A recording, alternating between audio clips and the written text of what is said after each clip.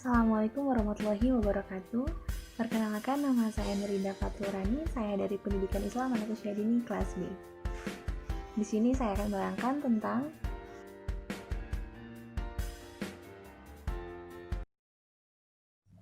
sebelumnya saya akan memberikan yel-yel terlebih dahulu ya.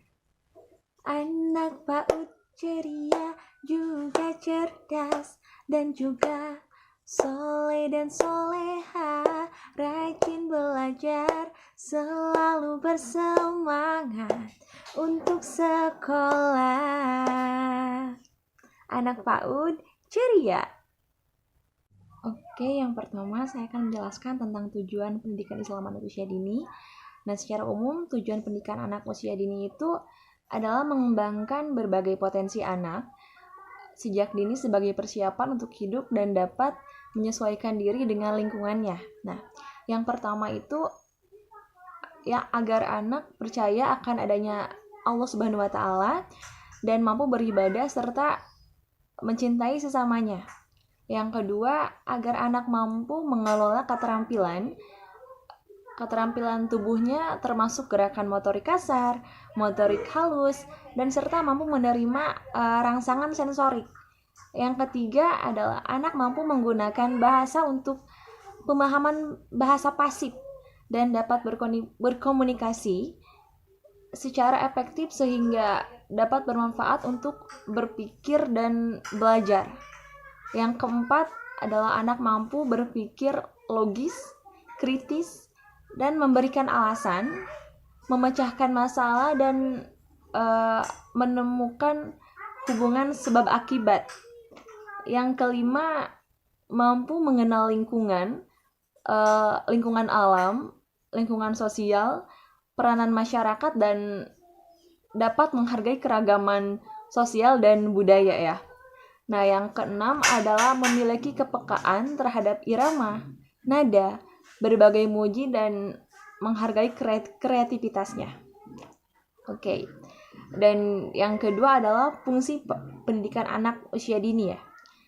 Yang pertama itu fungsi adaptasi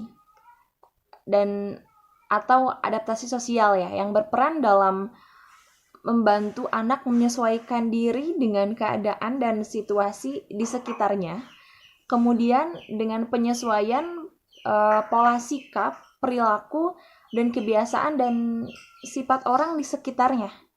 Dan yang kedua adalah fungsi pengembangan, beberapa dalam menumbuh kembangkan berbagai potensi yang dimiliki anak dengan memberi suatu situasi atau lingkungan edukatif sehingga potensi-potensi itu dapat berkembang secara optimal.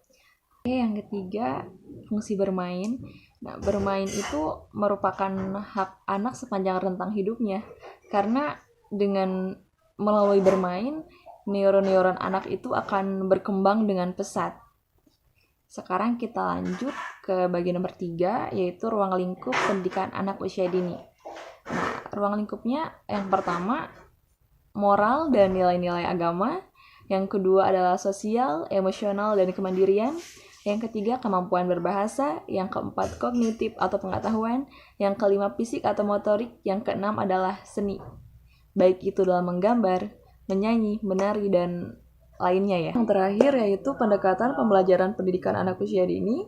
Nah, pendidikan anak usia dini ini diselenggarakan sebelum pendidikan dasar yang dimulai dari rentang usia 0 sampai 6 tahun yang disebut dengan masa Golden Age. Penyelenggaraan pembelajaran pendidikan anak usia dini ini harus sesuai dengan tahap-tahap perkembangan anak.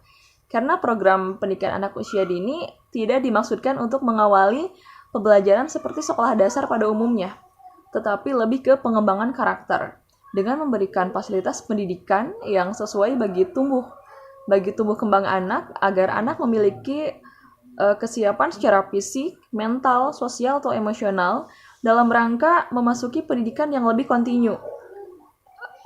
Pendidikan anak usia dini ini diarahkan untuk memfasilitasi tumbuh kembang anak secara sehat dan optimal sesuai dengan nilai-nilai norma dan harapan masyarakat. Pendidikan tersebut dilakukan melalui pemberian pengalaman dan rangsangan yang kaya dan maksimal. Sekian penyampaian dari saya. Mohon maaf bila ada kekurangannya. Wassalamualaikum warahmatullahi wabarakatuh.